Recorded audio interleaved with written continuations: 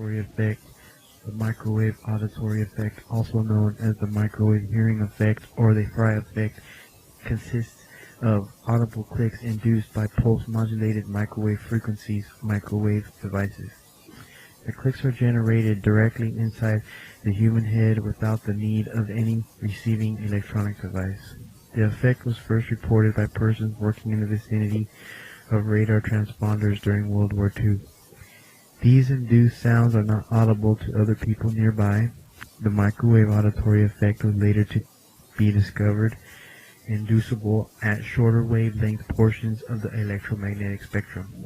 These effects occurred as a result of thermal expansion of even at lower power density words that appear to originate intracranially.